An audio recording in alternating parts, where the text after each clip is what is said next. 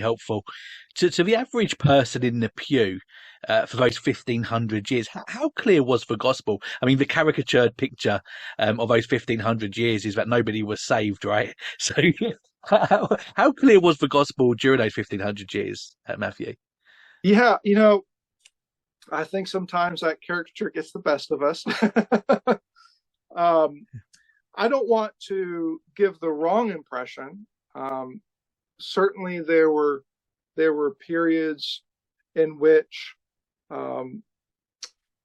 because of, say, the rise of or the abuse of indulgences, for example, there certainly were periods where, goodness, people were terribly misled. I think that is something that the reformers felt very strongly about. And when you look at their polemic, oftentimes they're not, their first concern is not so much with the people as it is with those who have misled them. Right.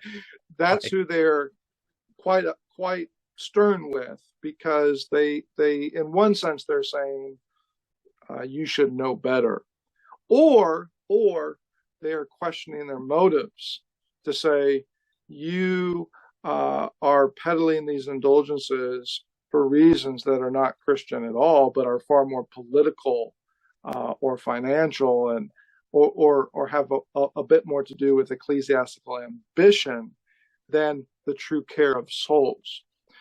Now, that said, we should also remember that we shouldn't swing the pendulum to the other extreme, where we start to think, well, the reformers thought there was no light whatsoever.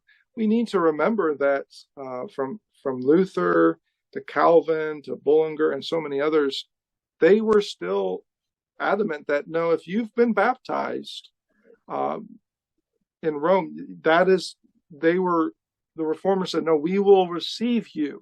We will receive your baptism, because they believe, nonetheless, despite corruptions, that's still a true baptism. Now, regardless of whether, we today want to, agree or disagree with that, the point is, yeah, they still looked at those in the church and said, despite these recent corruptions that have occurred, nonetheless, we see the seeds of what is true and right and good, which shouldn't be surprising to us, because that's in the very word Reformation, reform. That's a different stance than the radicals. The radicals were very different. Now, they were diverse. I don't want to paint them all in the same light, but some of the most extreme, they took a far more radical take on the church. For some of them, they said tradition needs to be discarded because the church has been completely in the dark and lost. Some of them said even since the apostolic age. And then it was a convenient narrative, right? Because then they said, we're here. We're the saviors, and we have brought true salvation and the church back for the first time. The reformers did not like that narrative. They did not appreciate it. They often rebuked it, because they said, no, that's sectarian. That is a type of thinking, they said, that would lead us to deny the very words of Jesus, who said, I will build my church, and not even the gates of hell will prevail against it. And so the reformers put a lot of emphasis on the Holy Spirit and God's providence to say, yes, even in hard times, even in dark times, nonetheless, God has been faithful to build his church, even in places where we might not look for it. God works in surprising ways to build his church down through the ages. This became a pivotal argument, because when Rome tried to pull certain Protestant churches back into its fold, the reformers responded and said, hold on a second, you're claiming that our people need to come back to Rome, even though you kicked us out. Another story. But need to come back to Rome because that's where the true church is found. And interesting here, the reformers said, you have defined Catholicity in a way that is far too narrow because you've limited it to Rome.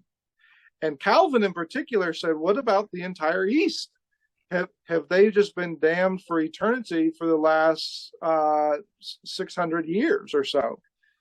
And Calvin, this was a moment where Calvin was trying to put the spotlight on them to say, listen, you're saying that we are the innovators, but we are actually defining our Catholicity much broader than you, because we see how God has been at work across the centuries to ensure that his church continues, even though in the 16th century, yes, it does need quite a bit of renewal.